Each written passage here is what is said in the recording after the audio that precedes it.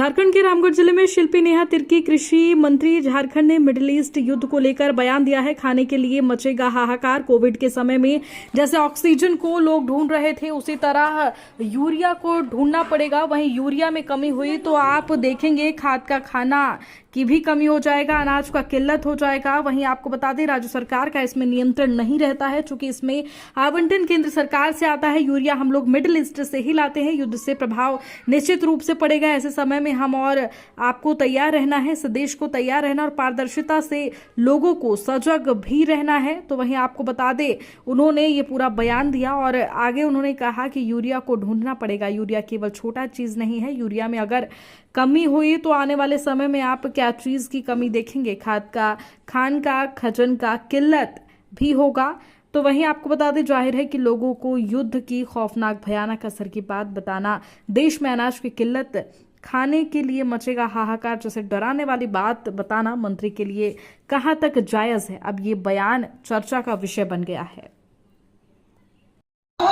तो सबसे ज्यादा हाहाकारी अगर मचेगा तो वो है यूरिया का, और हमारे किसानों का निर्भरता यूरिया में कितना है उसको हम और आप जानते हैं। राज्य सरकार का इसमें नियंत्रण नहीं रहता है क्योंकि आवंटन हम लोगों को केंद्र सरकार से आता है। मगर युद्ध अगर होगा तो अधिकतर हम लोग जो अपना यूरिया लाते हैं वो इसी जो मिडिल ईस्ट देश है वहीं से हम लोग लाते हैं। प्रभाव निश्चित रूप से पड़ेगा। ऐसे समय के लिए भी हम और आपको तैयार रहना है, इस देश को तैयार रहना है और पारदर्शिता से अपने लोगों को, हम लोगों को सजग करने की आवश्यकता है, तैयार करने की आवश्यकता है।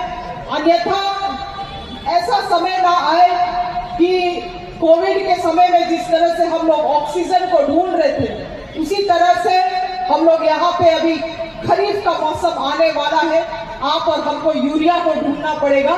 और यूरिया केवल छोटा चीज नहीं, यूरिया में अगर कमी हुई तो आने वाले महीनों में आप क्या चीज का कमी देखेंगे? खाद्य का, खाना का। लोग जिस तरह से जितना संख्या में, जितना हम लोगों का भरमार में हम लोगों को अनाज का आवश्यकता पड़ता है वो अनाज का किल्लत हो जाएगा। इसीलिए स्थिति काफी गंभीर है।